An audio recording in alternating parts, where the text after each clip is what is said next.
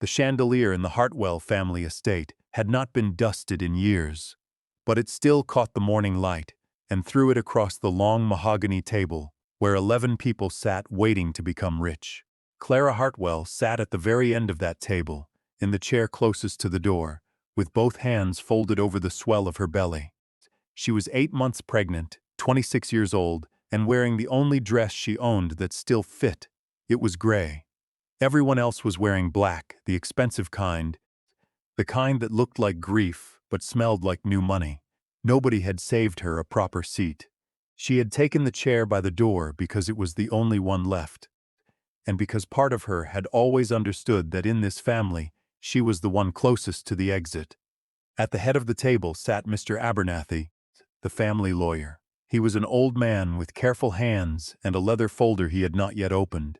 He had known Clara's grandfather, Elias Hartwell, for 41 years. And this morning, he kept glancing down the table at Clara in a way that no one else noticed, because no one else was looking at her at all. They were looking at the folder. "Just get on with it, Abernathy," said Aunt Vivian, tapping one manicured nail against the table. "We've all got places to be. Some of us have businesses to run." Vivian ran nothing. Vivian had married into money twice and buried it both times.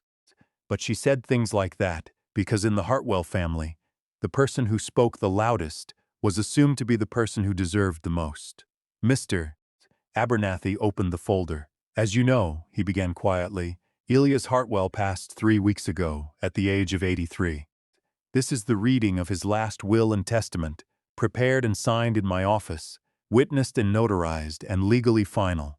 We know what a will is," said Cousin Trevor, and a ripple of laughter went around the table. Clara said nothing. She rubbed a small, slow circle over her belly. The way she did when the baby kicked, the way she did when she was frightened and did not want anyone to know. She had loved her grandfather, not the way the others had loved him, loudly, at holidays, with their hands out. She had loved him the way you love someone who is the only person in a cold house who ever left a light on for you. When Clara was 9, her parents died in the same winter, 4 months apart. The family had passed her around like an unwanted parcel. Vivian kept her for a year and complained about the cost of a child's shoes. Trevor's parents kept her for 2 and made her eat in the kitchen. But every summer, for 1 month, she had been sent to Grandfather Elias, and those were the only months of her childhood she remembered as warm. He taught her to fish. He taught her the names of stars. He kept every drawing she ever made him. And when she was 17 and told him she was leaving to make her own way, he had held her face in his 2 rough hands and said, "You are the only one of them with a real heart, Clara. Remember that. The rest is just noise." She had not been able to visit as often in the last few years. Rent was high. The diner where she waited tables did not give paid time off. And when she got pregnant and the baby's father vanished like smoke, she had been ashamed to let the old man see how hard things had become. She would regret that for the rest of her life. She had not been there at the end, but the others had. Oh, they had been there. In the final months, when Elias grew frail, suddenly the whole family remembered how much they loved him. Vivian brought soup. Trevor brought papers to sign. They took turns sitting by his bed, holding his hand, and Clara had always suspected, whispering about the estate. And now here they all were, black-clad and hungry, waiting to be paid for their performance. "I'll begin with the specific bequests," Mr. Abernathy said. The room went still. "To my niece, Vivian Hartwell Croft, I leave the family estate at Cedar Hill, including the house, the grounds, and all its furnishings." Vivian let out a small, satisfied sound like a cat settling onto a warm cushion. The estate was worth $4 million. She had wanted it for 30 years. "To my grandnephew, Trevor Hartwell, I leave my investment portfolio and the accounts held at Merchants Trust." Trevor pumped his fist under the table where he thought no one could see. Mr. Abernathy continued down the list. The vacation house on the lake went to one cousin, the vintage car collection to another, the jewelry, the art, the shares in the family company, piece by piece. The fortune was carved up and handed out, and with every name that was called, the people around the table grew warmer and louder and more pleased with themselves. Clara waited. She did not expect the estate. She did not expect the cars. She only hoped, quietly, guiltily, that somewhere in all of it there might be one small thing. A book he had read to her. Something to hold. Finally, Mr. Abernathy turned the last page, and for the first time all morning his careful voice caught, just slightly, on the words. And to my granddaughter, Clara Hartwell, he read, I leave the contents of storage unit number 7 at the Ridgeline storage facility on Route 9, together with the sum required to transfer its ownership to her, which is $1. The table went silent for exactly one heartbeat, then it exploded with laughter. It was Vivian who laughed first and loudest, a bright, cruel, delighted sound. $1, she cried, pressing a hand to her chest. Oh, that's perfect. That's absolutely perfect. A storage unit, Trevor wheezed. He left her a storage unit full of what, old newspapers, broken furniture? It's what she deserves, said one of the cousins, and though she said it under her breath, she made sure it was loud enough to be heard. Always sniffing around the old man like she was so special. Clara sat very still. Her face was burning. She could feel the heat of it crawling up her neck, and she kept her eyes fixed on the grain of the table because she knew that the moment she looked up, the moment they saw her eyes shining, the laughter would only get worse. The baby kicked, once hard, as if in protest. She pressed her palm flat against it. You know what a storage unit costs a month? Trevor was saying. She'll be paying rent on a box of junk. He didn't leave her an inheritance, he left her a bill. More laughter. Vivian leaned down the length of the table, and her voice dropped into something sweeter and far more poisonous than a shout. Sweetheart, she said, I think what your grandfather was trying to tell you, gently, in his way, is exactly what you're worth to this family. $1. Try not to spend it all at once. Someone gasped. Someone else laughed harder. Clara stood up. She did it slowly, because at 8 months pregnant, nothing about standing was quick, and the ungainliness of it made a fresh wave of snickers go around the table. She gathered the single sheet of paper that Mr. Abernathy slid down to her, the deed, and beneath it, taped to the page, a small brass key. Thank you, she said quietly to the lawyer. Her voice did not shake, and she was proud of that. Thank you for reading it. And then she walked out. Past the chandelier, past the long table full of people wearing grief like a costume, past 30 years of being the child closest to the door. She walked out with $1 worth of inheritance, and a baby who would be here in a month, and she did not let a single tear fall until she was outside, in the gravel drive, with the door shut behind her. Then she cried. She stood beside her 15-year-old car, with its cracked windshield, and she cried the way you cry when the last person who ever loved you is gone, and it seems he thought you were worth exactly $1 too. She was still crying when she heard the gravel crunch behind her. It was Mr. Abernathy. The old lawyer had come out after her, moving stiffly, his leather folder tucked under one arm. He stopped a respectful distance away and waited until she wiped her face. Miss Hartwell, he said, may I speak with you a moment? If it's about the storage fees, she said, trying to laugh and failing. I heard. I know. I'll figure it out. It's not about the fees. He looked back at the house, at the tall windows where she could still see the shapes of her family moving around, celebrating. And when he turned back to her, there was something in his old face she couldn't read. Something like grief. Something like a secret he had been made to carry for a very long time. Your grandfather, he said carefully, was the most deliberate man I ever knew. In 41 years, I never once saw him do a thing by accident. He paused. I need you to understand that. Whatever they think in there, whatever you think right now, I need you to remember that Elias Hartwell did nothing by accident. Clara stared at him.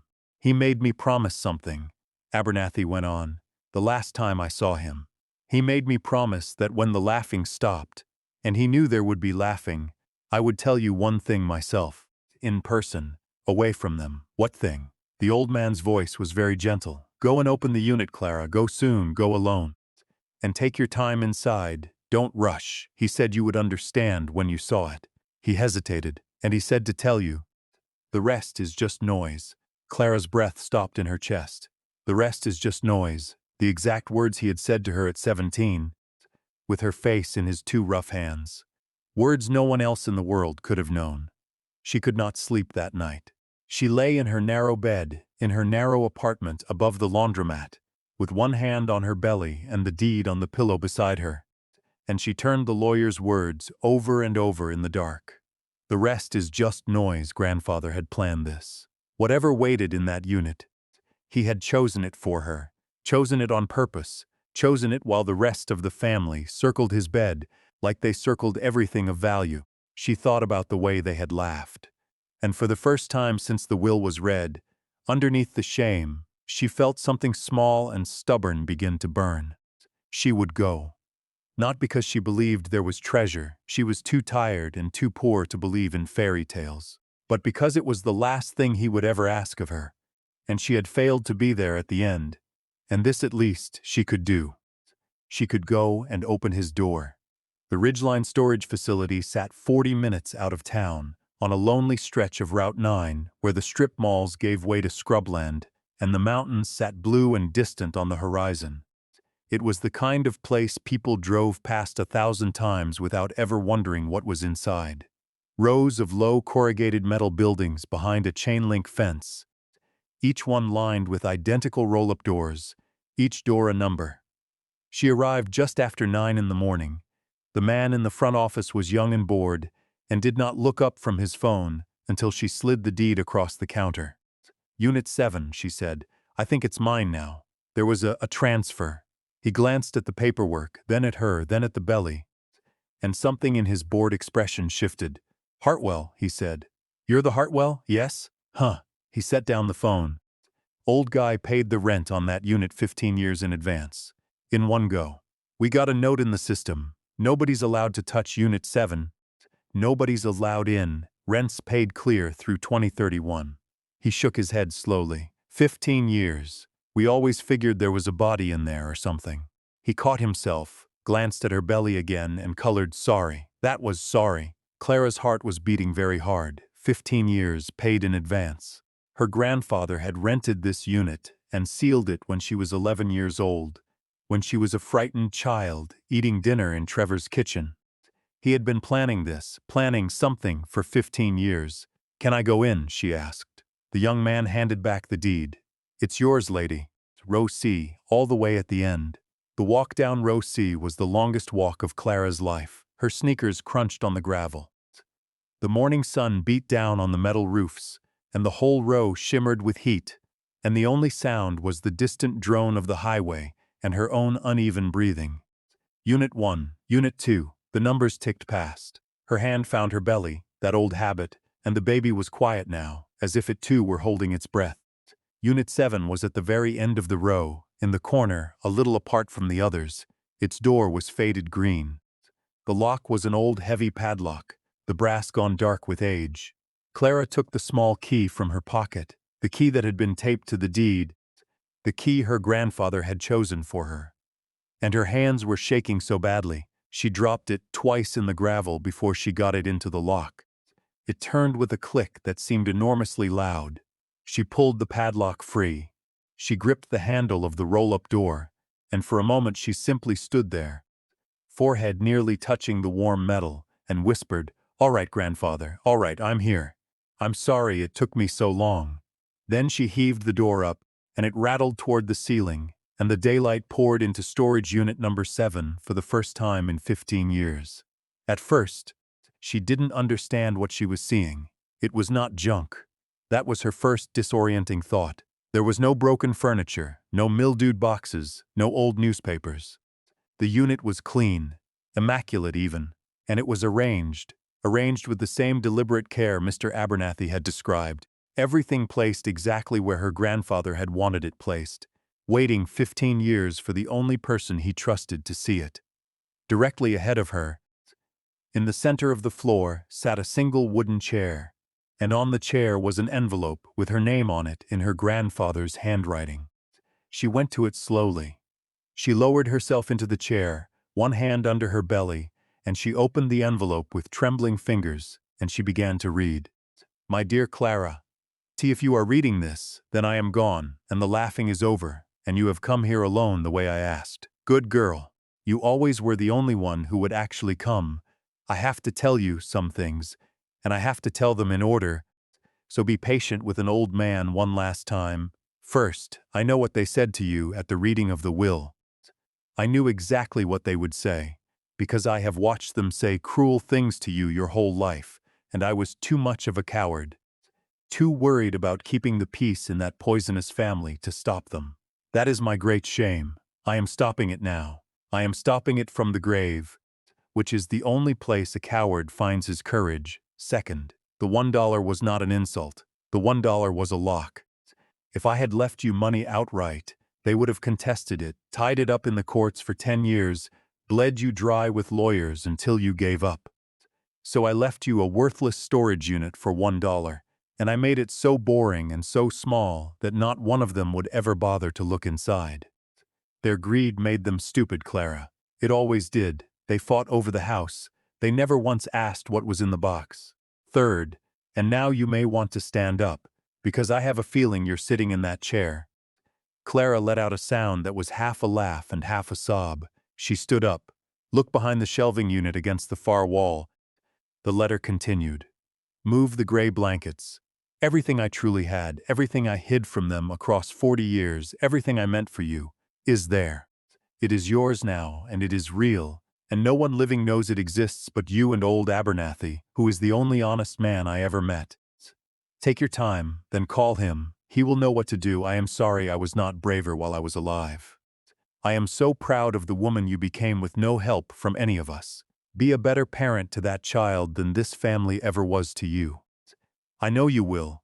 The rest, my darling girl, is just noise. Grandfather Clara stood in the middle of that silent unit with the letter pressed to her chest, and she wept, but they were not the tears from the driveway. These were something else entirely. Then she wiped her face, and she walked to the far wall, and she moved the gray blankets. Behind the shelving, stacked with the same careful precision as everything else, were things her grandfather had spent 40 years quietly gathering. There were paintings, not prints, not copies, but real canvases wrapped in acid-free paper and cloth, the kind of paintings that hang in museums behind velvet ropes. Later, when the appraiser came, his hands would actually tremble as he unwrapped the second one, and he would ask Clara in a hushed voice if she knew, if she had any idea, what she was standing next to. There was a locked steel cabinet, and the small key fit that too, and inside were the deeds. Not one property, 11. Parcels of land her grandfather had bought decades ago when the town was small and the land was cheap. Land that now sat beneath shopping centers and a highway interchange and a subdivision of 400 homes.